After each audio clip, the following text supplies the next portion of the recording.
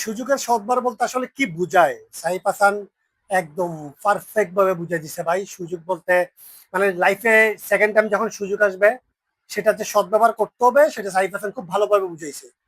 অসাধারণ একটা ম্যাচ ছিল ভাই। হোক সেটা নেদারল্যান্ড বা যে ইন্টেনশন নিয়ে আসলে ব্যাটসম্যানরা ব্যাটিং করছে একদমই ক্লিয়ার ছিল মাইন্ড থেকে। লিটন দাস ভাই অসাধারণ লাগছে ওর খেলা।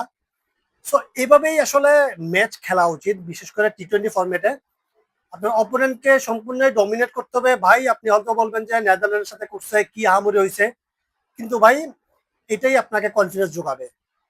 ওভারঅল মিলে সবার পারফরমেন্স টপ প্লেস ছিল ভাই। কোনো আশা করছিলাম ভাই একদম 10-12 ওভারে যেন ম্যাচটা জিতে যায়, মানে ওইরকমই পূরণ করছে। মানে ধুমধাম মাইরা এদিক সেদিক করে ভাই ম্যাচটা জিতেই ফেলছে। ভাই আমরা দিন শেষে এটাই চাই, আপনি টি-20 ম্যাচ টি-20 মতো খেলবেন।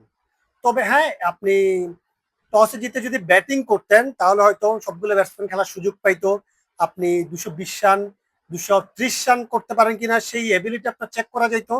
আমার মনে হয় প্ল্যানিং এ এই জিনিসটা থাকলে ভালো হইতো যে আমরা টসে দিচ্ছি আমরা ব্যাটিং করব। আপনি এই সিরিজ জিতে ভাই আপনি ওয়ার্ল্ড কাপ জিতে যাবেন না, কিছুই হবে না। সো নেক্সট টাইম থেকে মনে হয় টচে দিতে ব্যাটিং করলে বেশি ভালো হবে। সো নেক্সট ম্যাচের জন্য শুভকামনা। আজকের দিনের কার খেলা আপনার বেশি ভালো লাগছে? আমার মনে হয় সাইফ হাসানই হবে। লিটন দাসের সবগুলো কেমন লাগছে, কার খেলা বেশি আপনাকে মানে ভালো লাগা দিছে, সেটা অবশ্যই কমেন্ট করে জানাবেন। So good luck.